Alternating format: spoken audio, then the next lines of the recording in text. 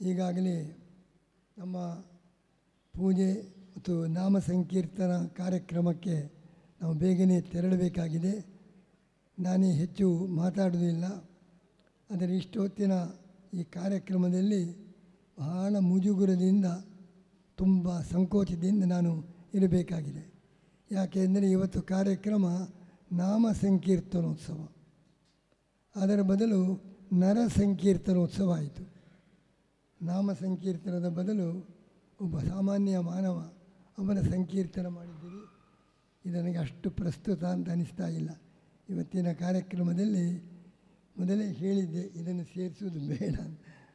ಆದರೆ ಇದಿಷ್ಟು ದೀರ್ಘವಾಗಿ ಕಾರ್ಯಕ್ರಮ ನಡೆದ ಬಗ್ಗೆ ತುಂಬ ಸಂಕೋಚವಾಗ್ತಾ ಇದೆ. ಆದರೂ ಒಂದು ಪ್ರೇಮದಿಂದ, ಒಂದು ಅಭಿಮಾನದಿಂದ ಮಾಡಿದ್ದಾರೆ. ಅದೇನಿದ್ದರೂ ಕೂಡ ಪ್ರತ್ಯುದ್ಗಮ ಪ್ರಶ್ರಯಣಾಭಿವಾದನಂ ಪುಂಸಃ ಪರಸ್ಮೈ ಪುರುಷ ವೇದಿಸಿ. ಚಿನ್ಮಯಾನಂದರು ನಮಗೆ ನಮಸ್ಕಾರ ಮಾಡಿದಾಗ ಅವರು ಹೇಳಿದ ಮಾತು ಅದು ನಮಗೆ ನಮಸ್ಕಾರ ಅಲ್ಲ, ಕೃಷ್ಣನಿಗೆ ಮಾಡಿದ ನಮಸ್ಕಾರ. ನಾನು ಹಾಗೇ ಸ್ವೀಕರಿಸಿದ್ದೇನೆ. ಅದರಿಂದ ಭಾಗವತದಲ್ಲಿ ಯಾರಿಗೆ ಗೌರವ ಕೊಡುವುದಾಗಿದ್ದರೂ ಅದು ವ್ಯಕ್ತಿಗಲ್ಲ, ಅಂತರ್ಯಾಮಿಯಾದ ಭಗವಂತನಿಗೆ. ಏನಾದರೂ ಕಾರ್ಯ ಚಿಕ್ಕ ಪುಟ್ಟ ಕಾರ್ಯ ಆಗಿದ್ದರೂ ಕೂಡ ಅದು ಆ ಭಗವಂತನ ಬಲದಿಂದ, ಅವನ ಅನುಗ್ರಹದಿಂದ. ಆದ್ದರಿಂದ ಈ ಗುರುವಂದನೆ ಏನು ಮಾಡಿದ್ದೀರಿ, ಏನು ಸ್ತೋತ್ರ ವರ್ಣನೆ ಎಲ್ಲ ಶ್ರೀಕೃಷ್ಣನಿಗೆ ಸಮರ್ಪಣೆ. ಕೃಷ್ಣ ಅದನ್ನು ಸ್ವೀಕಾರ ಮಾಡಿ. ಇಷ್ಟೇ ನಾನು ಹೇಳಿ ಬಯಸ್ತಾ ಇದ್ದೇನೆ, ಮತ್ತೇನು ಹೇಳುವುದಿಲ್ಲ. ದಾಸರು, ಹರಿದಾಸರು ಅವರು ಮಾಡಿದ ಕಾರ್ಯ ಬರೀ ಕರ್ನಾಟಕ ಮಾತ್ರವಲ್ಲ, ವಿದೇಶಿ ಆಕ್ರಮಣದ ಸಂದರ್ಭದಲ್ಲಿ ನಮ್ಮ ಸಂಸ್ಕೃತಿಯೇ ನಷ್ಟವಾಗುವ ಸ್ಥಿತಿಯಲ್ಲಿ ಇಡೀ ದೇಶದಾದ್ಯಂತ ಸಂತರು ಮಾಡಿದ ಕಾರ್ಯ ಭಗವದ್ಭಕ್ತಿಯ ಜಾಗೃತಿ. ಆಂಧ್ರ, ತಮಿಳುನಾಡು, ಕರ್ನಾಟಕ, ಗುಜರಾತು, ಮಹಾರಾಷ್ಟ್ರ, ಉತ್ತರ ಪ್ರದೇಶ ಎಲ್ಲ ಕಡೆಯಲ್ಲಿ ಕೂಡ ಸಂತರ ಅವತಾರವಾಯಿತು. ಭಕ್ತಿ ಜಾಗೃತಿಯನ್ನು ಮಾಡಿದರು. ಅದರಿಂದಾಗಿ ರಾಷ್ಟ್ರ ಉಳಿಯಿತು, ನಮ್ಮ ಸಂಸ್ಕೃತಿ ಉಳಿಯಿತು. ಇದನ್ನು ನಾವು ಮರೆಯಲಿಕ್ಕೆ ಸಾಧ್ಯವಿಲ್ಲ. ಒಮ್ಮೆ ವಿನೋಬಾ ಮತ್ತು ನೆಹರು ಇಬ್ಬರು ಮಾತುಕತೆ ನಡೆಯಿತು. ನೆಹರೂರವರು ಹೇಳಿದರು, ನನ್ನ ಡಿಸ್ಕವರಿ ಆಫ್ ಇಂಡಿಯಾ ಪುಸ್ತಕ ತಾವು ಓದಿದ್ದೀರಾ, ಹೇಗಿದೆ ಅಂತ. ವಿನೋಬಾರವರು ನೋಡಿದ್ದೇನೆ, ಚೆನ್ನಾಗಿದೆ, ಒಂದು ಮಾತ್ರ ತಪ್ಪಿದೆ ಅದರಲ್ಲಿ. ಏನು ತಪ್ಪು? ಅಲ್ಲಿ ಅಕ್ಬರನ ಕಾಲದಲ್ಲಿ ತುಳಸಿದಾಸರು ಇದ್ದರು ಅಂತ ಬರೆದಿದ್ದೀರಿ, ಅದು ಸರಿಯಲ್ಲ. ಯಾಕೆ ತಪ್ಪು? ನಾನು ಎಲ್ಲ ಇತಿಹಾಸ ನೋಡಿದ್ದೇನೆ, ಅಕ್ಬರನ ಕಾಲದಲ್ಲಿ ತುಳಸಿದಾಸರು ಇದ್ದದ್ದು ತಪ್ಪೇನಿಲ್ಲ ಎಂಬುದಾಗಿ ನೆಹರು ವಾದಿಸಿದರು. ಆಗ ಹಾಗೆಲ್ಲ, ಅಕ್ಬರನ ಕಾಲದಲ್ಲಿ ತುಳಸಿದಾಸರು ಇದ್ದದಲ್ಲ, ತುಳಸಿದಾಸರ ಕಾಲದಲ್ಲಿ ಅಕ್ಬರ ಇದ್ದ, ಹಾಗೆ ಬರೆದರು. ಸಂತರಿಗೆ ಗೌರವ. ಈ ದೇಶ ಬೆಳೆದದ್ದೇ ಅವರಿಂದ, ಮಹಾರಾಜರಿಂದಲ್ಲ, ಅಧಿಕಾರಿಗಳಿಂದಲ್ಲ, ಸಂತರಿಂದ ನಮ್ಮ ದೇಶ ಉಳಿದಿದೆ.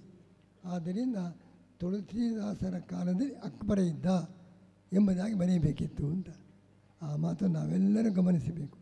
ಈ ನಮ್ಮ ದೇಶ, ಈ ಸಂಸ್ಕೃತಿ ಉಳಿದದ್ದು ಎಲ್ಲ ಋಷಿ ಮುನಿಗಳಿಂದ, ಸಂತರಿಂದ, ಭಗವದ್ಭಕ್ತರಿಂದ ಈ ರಾಷ್ಟ್ರ ಉಳಿದಿದೆ, ನಮ್ಮ ಸಂಸ್ಕೃತಿ ಉಳಿದಿದೆ. ಅದರಲ್ಲಿ ಹರಿದಾಸರ ಪಾತ್ರ ನಮ್ಮ ಕರ್ನಾಟಕದಲ್ಲಿ ಭಾಳ ಅದ್ಭುತವಾದ ಒಂದು ಜಾಗೃತಿ. ಅವರು ಭಕ್ತಿಯ ಜಾಗೃತಿ ಮಾಡಿದ್ದಾರೆ. ಅದರ ಜೊತೆಗೆ ನಮ್ಮ ಮನಸ್ಸಿನಲ್ಲಿರುವಂಥ ಅನೈತಿಕತೆ, ಕಶ್ಮಲ, ಸ್ವಾರ್ಥ ಪ್ರವೃತ್ತಿ, ಅಹಂಕಾರ ಎಲ್ಲ ದುರ್ಗುಣಗಳನ್ನು ನಿವಾರಣೆ ಮಾಡಿ ಬರೀ ಭಕ್ತಿ ಮಾತ್ರ ಅಲ್ಲ, ಭಕ್ತಿಯ ಜೊತೆಗೆ ನೈತಿಕತೆ ಬೇಕು. ಆಚಾರ್ಯ ಮಧ್ವರು ಹೇಳ್ತಾ ಇದ್ದಾರೆ, ಬೇಕಾದಷ್ಟು ಧಾರ್ಮಿಕ ವೇಷಭೂಷಣ ಇರಬಹುದು, ಆದರೆ ಚಾರಿತ್ರ್ಯ ಇಲ್ಲ. ಆ ಭಕ್ತಿ ಡಾಂಭಿಕ ಭಕ್ತಿ. ಇದು ಆಚಾರ್ಯ ಮಧ್ವರ ಮಾತು. ಅವನು ಬೇಕಾದಷ್ಟು ಧಾರ್ಮಿಕ ವೇಷಭೂಷಣ ಧರಿಸಿರಬಹುದು, ಆದರೆ ನೈತಿಕತೆ ಇಲ್ಲ ಅಂತ ಆದರೆ ಅದು ಡಾಂಭಿಕ ಭಕ್ತಿ. ಆ ಭಕ್ತಿ ನಿಜವಾದ ಭಕ್ತಿ ಅಲ್ಲ ಎಂಬುದನ್ನು ಹರಿದಾಸರು ತಮ್ಮ ಮಾತುಗಳಲ್ಲಿ ನಮಗೆ ನೀತಿಯ ಬಗ್ಗೆ, ಉತ್ತಮ ಸದಾಚಾರ, ಸಂಸ್ಕೃತಿ ಮತ್ತು ಅಹಂಕಾರ ಮತ್ತು ದುರ್ಗುಣಗಳನ್ನೆಲ್ಲ ಬಿಡಬೇಕು, ಸ್ವಾರ್ಥ ತ್ಯಾಗ, ಪರಮಾತ್ಮನ ಭಕ್ತಿ. ಇಂಥ ಸಂದೇಶ ನಮ್ಮ ಜೀವನದ ಅಲ್ಲಿ ಆಧ್ಯಾತ್ಮಿಕ ಉನ್ನತಿ, ಲೌಕಿಕ ಉನ್ನತಿ ಎರಡಕ್ಕೂ ಕೂಡ ಮಾರ್ಗದರ್ಶನ ಅದನ್ನು ಎಲ್ಲ ಸಂತರು ಮಾಡಿದ್ದಾರೆ. ಭಾಗವತದ ಸಂದೇಶ ಎರಡು, ಶಾಸ್ತ್ರದ ಎರಡು ಮುಖ್ಯ ಸಂದೇಶ. ಒಂದು ಅಖಂಡ ಅಸಂಗ ಆತ್ಮವ್ಯತಿರಿಕ್ತ ವಸ್ತುನಿ, ಭಗವಂತನ ಹೊರತು ವಿಷಯ ಪದಾರ್ಥಗಳಲ್ಲಿ ಅನಾಸಕ್ತಿ, ವೈರಾಗ್ಯ. ವಿಷಯ ಪದಾರ್ಥಗಳಲ್ಲಿ, ಭೋಗ ಪದಾರ್ಥಗಳಲ್ಲಿ ಆಸಕ್ತಿ ಇರಬಾರದು. ದೃಢಾರತಿ ಬ್ರಹ್ಮಣಿ, ಭಗವಂತನಲ್ಲಿ ಭಕ್ತಿ, ಪ್ರಾಪಂಚಿಕ ವಿಷಯದಲ್ಲಿ ವೈರಾಗ್ಯ. ಇದು ಇಡೀ ಶಾಸ್ತ್ರದ ಮುಖ್ಯವಾದ ಸಾರ ಎಂಬುದಾಗಿ ಭಾಗವತದ ಸಂದೇಶ. ಭಗವಂತನಲ್ಲಿ ಭಕ್ತಿ, ಪ್ರಾಪಂಚಿಕ ವಿಷಯದಲ್ಲಿ ವೈರಾಗ್ಯ. ಇವತ್ತದು ತಿರುಮುರು. ಪ್ರಾಪಂಚಿಕ ವಿಷಯದಲ್ಲಿ ಭಕ್ತಿ, ಪರಮಾತ್ಮನಲ್ಲಿ ವೈರಾಗ್ಯ ಎರಡೂ ಉಂಟು. ಭಕ್ತಿ ವೈರಾಗ್ಯ ತಾನು ಮಾತ್ರ ಅದಲು ಬದಲಾಗಿದೆ. ಅಂಥ ದೊಡ್ಡ ಪರಿವರ್ತನೆ ನಮ್ಮ ಸಮಾಜದಲ್ಲಿ. ನಾವು ಆ ವಿಷಯ ಪದಾರ್ಥಗಳಿಂದ ನಮ್ಮ ದೃಷ್ಟಿಯಿಂದ ಭಗವಂತನ ಕಡೆಗೆ ವಿಷಯ ಪದಾರ್ಥಗಳನ್ನು ನಾವೇನು ತ್ಯಾಗ ಮಾಡಬೇಕಾಗಿಲ್ಲ. ಆದರೆ ನಾವು ವಿಷಯ ಪದಾರ್ಥಗಳನ್ನು ಸ್ವೀಕಾರ ಮಾಡುವಾಗ ಇದು ನಮ್ಮ ಆಧ್ಯಾತ್ಮಿಕ ಉನ್ನತಿಗೆ ಸಹಾಯಕವಾಗುವಂಥ ರೀತಿಯಲ್ಲಿ ಆ ಜಗತ್ತಿನ ಮಧ್ಯದಲ್ಲಿದ್ದು ಸಂಸಾರದಲ್ಲಿ ಮಾಡತಕ್ಕಂಥ ನಮ್ಮ ಕರ್ತವ್ಯವನ್ನು ನಡೆಸಿಕೊಂಡು ಯೋಗ್ಯವಾದ ಸುಖಗಳಿಗೆ ಅವಕಾಶ ಕೊಟ್ಟಿದ್ದಾನೆ. ಕುರು ಭುಂಚುವ, ಭುಂಚುವ ಕರ್ತವ್ಯ ಮಾಡು. ಕುರು ಭುಂಚುವ, ಕರ್ತವ್ಯ ಮಾಡಿ ಭೋಗ ಅನುಭವಿಸಿ. ಭೋಗವನ್ನೇ ಬಿಡಬೇಕು ಅಂತ ಹೇಳಿಲ್ಲ, ಭೋಗ ಸ್ವೀಕಾರ ಮಾಡಿ. ಕುರು ಭುಂಚುವ, ಕರ್ತವ್ಯ ಮಾಡಿ ಭೋಗ ಅನುಭವಿಸಿರಿ. ನಿಯತಂ ಕುರು, ನೀವು ಮಾಡಬೇಕಾದ ಕರ್ತವ್ಯ. ನಿಯತಂ ಭುಂಚುವ, ಭೋಗದಲ್ಲಿಯೂ ಇತಿಮಿತಿ ಇರಲಿ, ಸ್ವಚ್ಛಂದ ಭೋಗ ಬೇಡ. ಕರ್ತವ್ಯವನ್ನು ಮಾಡಬೇಕು. ನಿಜಂ ಕರ್ಮ ಕುರು, ತಾನು ಮಾಡಬೇಕಾದ ಕರ್ತವ್ಯ. ಪ್ರತಿಯೊಬ್ಬರು ಕೂಡ, ಸರ್ಕಾರಿ ಅಧಿಕಾರಿಗಳು, ವ್ಯಾಪಾರಿಗಳು, ಪ್ರತಿಯೊಬ್ಬರು ಕೂಡ ನಿಜಂ ಕರ್ಮ, ನೀವು ಸಮಾಜಕ್ಕೆ ಮಾಡಬೇಕಾದ ಕರ್ತವ್ಯ ಮಾಡಿ. ನಿಯತಂ ಭುಂಚುವ, ಭೋಗದಲ್ಲಿ ಇತಿಮಿತಿ ಇರಲಿ. ಕರ್ತವ್ಯ ಮಾಡದೆ ನಮ್ಮದೇನಾಗಿದೆ, ಕೃಷ್ಣ ಹೇಳಿದ್ದು ನಿಷ್ಕಾಮ ಕರ್ಮ, ಕಾಮನೆ ತೊರೆದು ಕರ್ತವ್ಯ ಮಾಡಿ. ಕೃಷ್ಣನ ಸಂದೇಶ, ಕಾಮನೆ ತೊರೆದು ಕರ್ತವ್ಯ ಮಾಡಬೇಕು. ನಾವು ಮಾಡೋದು ಕರ್ತವ್ಯ ತೊರೆದು ಕಾಮನೆ ಮಾತ್ರ ಮಾಡ್ತೇವೆ. ಕೃಷ್ಣ ಹೇಳಿದ್ದು ನಿಷ್ಕಾಮ ಕರ್ಮ, ನಾವು ಮಾಡೋದು ನಿಷ್ಕರ್ಮ ಕಾಮ. ಇಷ್ಟೇ ವ್ಯತ್ಯಾಸ. ಕಾಮನೆ ಬಿಟ್ಟು ಕರ್ತವ್ಯ ಮಾಡಿ ಅಂತ ಕೃಷ್ಣ ಹೇಳಿದರೆ, ಕರ್ತವ್ಯ ಬಿಟ್ಟು ಕಾಮನೆಯನ್ನು ಮಾತ್ರ ಮಾಡುವ ಸ್ಥಿತಿಯಲ್ಲಿ ನಾವಿದ್ದೇವೆ. ಅದಕ್ಕಾಗಿ ಹರಿಪಾದ ವಿನಮ್ರತೆಯ, ಭಗವಂತನನ್ನು ಮರೆಯದೆ ನಾವು ಭೋಗವನ್ನು ಅನುಭವಿಸುವಾಗಲೂ ದೇವರನ್ನು ಮರೆಯಬಾರದು, ಕರ್ತವ್ಯ ಮಾಡುವಾಗಲೂ ಭಗವಂತನನ್ನು ಮರೆಯಬಾರದು. ಆಗ ದಾರಿ ತಪ್ಪುವ ಸಂದರ್ಭವೇ ಇಲ್ಲ. ಭೋಗವನ್ನು ಅನುಭವಿಸುವಾಗ ಭಗವಂತನನ್ನು ಮರೆಯದೇ ಇದ್ದರೆ ಕೆಟ್ಟ ರೀತಿಯ ಭೋಗಕ್ಕೆ ಅವಕಾಶವೇ ಇಲ್ಲ. ಅನೈತಿಕ ವ್ಯವಹಾರ, ಕೆಟ್ಟ ರೀತಿಯ ಸ್ವಚ್ಛಂದ ಪ್ರವೃತ್ತಿ, ಭೋಗ ಅವಕಾಶವಿಲ್ಲ. ಭೋಗವನ್ನು ಅನುಭವಿಸುವಾಗಲೂ ದೇವರನ್ನು ಮರೆಯಬಾರದು, ಕರ್ತವ್ಯವನ್ನು ಮಾಡುವಾಗಲೂ ಭಗವಂತನನ್ನು ಮರೆಯಬಾರದು. ಆಗ ಯಾವ ಭ್ರಷ್ಟಾಚಾರಕ್ಕೂ ಅವಕಾಶ ಇಲ್ಲ. ಇಂಥ ಜೀವನ ಸಂದೇಶ ಸಂತರು ಜಗತ್ತಿಗೆ ನೀಡಿದ ಸಂದೇಶ.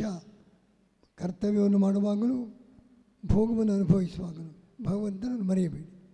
ನಾವು ಜೀವನದಲ್ಲಿ ದಾರಿ ತಪ್ಪುವ ಸಂದರ್ಭವೇ ಇಲ್ಲ. ಇಂತಹ ಸಂದೇಶವನ್ನು, ಆಚಾರ್ಯರ ಸಂದೇಶವನ್ನು ಹರಿದಾಸರು ತಮ್ಮ ವಾಂಗ್ಮಯದಲ್ಲಿ ಅತ್ಯಂತ ಮನಸ್ಸಿಗೆ ಮುಟ್ಟುವ ರೀತಿಯಲ್ಲಿ ಅವರೇನು ಅದನ್ನು ಸಮಾಜಕ್ಕೆ ನೀಡಿದ್ದಾರೆ. ಅದು ನಮ್ಮ ಸಮಾಜಕ್ಕೆ ಸ್ಫೂರ್ತಿಯಾಗಲಿ, ಅದರಿಂದ ಉತ್ತಮವಾಗಿರತಕ್ಕಂಥ ಒಂದು ಜೀವನದ ರೀತಿ ನಮ್ಮಲ್ಲಿ ಬೆಳೆಯಲಿ ಅಂಥ ಒಂದು ಸ್ಫೂರ್ತಿ, ಅಂಥ ಜಾಗೃತಿ ಇಂಥ ಸಮ್ಮೇಳನದಿಂದ ಸಮಾಜಕ್ಕೆ ದೊರೆಯಲಿ ಎಂಬುದನ್ನು ನಾವು ಆಶಿಸ್ತಾ, ಇವತ್ತಿನ ಈ ಕಾರ್ಯಕ್ರಮದಲ್ಲಿ ನಮ್ಮ ಬ್ರಹ್ಮಾನಂದಜಿಯವರು ಆಗಮಿಸಿ ತಮ್ಮ ಸಂದೇಶವನ್ನು ನೀಡಿ ಕೃಷ್ಣನ ದರ್ಶನವನ್ನು ಮಾಡಿ ನಮಗೆ ವಿಶೇಷವಾದ ಸಂತೋಷ ನೀಡಿದ್ದಾರೆ. ಅದರ ಜೊತೆಗೆ ಪೂರ್ಣಪ್ರಜ್ಞಾ ಆನಂದರು, ಒಬ್ಬರು ಬ್ರಹ್ಮಾನಂದರು, ಒಬ್ಬರು ಪೂರ್ಣಪ್ರಜ್ಞಾನಂದರು. ಇವರಿಬ್ಬರು, ಬ್ರಹ್ಮ ಅಂದರೆ ಕೃಷ್ಣ, ಪೂರ್ಣಪ್ರಜ್ಞಾ ಅಂದರೆ ಮಧ್ವಾಚಾರ್ಯರು. ಅದರಿಂದ ಕೃಷ್ಣ ಮಧ್ವರ ಪ್ರತಿನಿಧಿಯಾಗಿ ಇಬ್ಬರು ಕೂಡ ಆಗಮಿಸಿದ್ದಾರೆ. ನಮಗೆ ಅವರ ಆಗಮನದಿಂದ ಕಾರ್ಯಕ್ರಮಕ್ಕೆ ವಿಶೇಷ ಒಂದು ಬೆಳಕು ಬಂದಿದೆ. ಅವರನ್ನು ಅಭಿನಂದಿಸ್ತಾ ಇದ್ದೇವೆ. ಅದರಂತೆ ನಮ್ಮೊಂದು ವಿಶೇಷ ಅಭಿಮಾನಿಗಳಾದ ನಮ್ಮ ಪೊಲೀಸ್ ಅಧಿಕಾರಿಗಳಾಗಿ ಉತ್ತಮ ಸೇವೆಯನ್ನು ನಮ್ಮ ನಾಡಿಗೆ ಸಲ್ಲಿಸ್ತಾ ಇರುವ ಭಾಸ್ಕರ್ ರಾವ್ ಅವರು ಕೂಡ ಇವತ್ತು ಆಗಮಿಸಿ ಕೃಷ್ಣ ದರ್ಶನ ಪಡೆದು ನಮ್ಮನ್ನು ಸಂತೋಷಗೊಳಿಸಿದ್ದಾರೆ. ಅವರಿಂದ ಈಗಂತೂ ಬಹಳ ಗಂಭೀರದ ಸನ್ನಿವೇಶ ಇದೆ. ಸದ್ಯ ನಾಡಿನಲ್ಲಿ ಯಾವುದೇ ಥರದ ದುರ್ಘಟನೆಯಾಗದೆ ಎಲ್ಲ ಶಾಂತಿ ಸ್ಥಾಪನೆ ಆಗಬೇಕು ಈ ನಮ್ಮ ರಾಜ್ಯದಲ್ಲಿ ಅಂತ ದೊಡ್ಡ ಹೊಣೆಗಾರಿಕೆ ನಮ್ಮ ಭಾಸ್ಕರ್ ಯಾರಿಗಿದೆ. ಅವರಿಂದ ಕೃಷ್ಣ ವಿಶೇಷವಾದ ರಾಜ್ಯದ ಸೇವೆಯನ್ನು ಸ್ವೀಕಾರ ಮಾಡಲಿ ಎಂಬುದಾಗಿ ನಾವು ಪ್ರಾರ್ಥಿಸ್ತಾ, ನಮ್ಮವರೇ ಆದ ಅನಂತವರು ಕೂಡ ಇವತ್ತಿನ ಕಾರ್ಯಕ್ರಮದ ಅತಿಥಿಗಳಾಗಿ ಅವರು ಶ್ರೀನಿವಾಸನ ಸೇವೆಯನ್ನು ಸಲ್ಲಿಸ್ತಾ ಇದ್ದಾರೆ. ಅದರ ಮುಖಾಂತರ ಭಕ್ತರಿಗೆಲ್ಲ ವಿಶೇಷವಾಗಿ ಶ್ರೀನಿವಾಸನ ದರ್ಶನಕ್ಕೆ ಸೌಕರ್ಯವನ್ನು ಕೂಡ ನಡೆಸಿ ಆ ಭಕ್ತರಿಗೆ ವಿಶೇಷವಾದ ಸಹಕಾರವನ್ನು ನೀಡುತ್ತಿರುವ ಉತ್ತಮ ಸೇವೆಯನ್ನು ಮಾಡಿ ಶ್ರೀನಿವಾಸನ ಅನುಗ್ರಹಕ್ಕೆ ಪಾತ್ರರಾಗ್ತಾ ಇರುವ ಅನಂತವರು ಕೂಡ ಇವತ್ತು ಆಗಮಿಸಿದ್ದಾರೆ. ಅವರಿಗೂ ಎಲ್ಲರಿಗೂ ಕೂಡ ಇವತ್ತು ಆಗಮಿಸಿದ ಅನೇಕ ಕಡೆಯಿಂದ ಭಕ್ತರು ಆಗಮಿಸಿದ್ದಾರೆ. ಎಲ್ಲ ಭಕ್ತರನ್ನು ಕೂಡ ಶ್ರೀಕೃಷ್ಣ ಅನುಗ್ರಹಿಸಲಿ ಎಂಬುದಾಗಿ ಪ್ರಾರ್ಥಿಸ್ತಾ ಇದ್ದೀವಿ.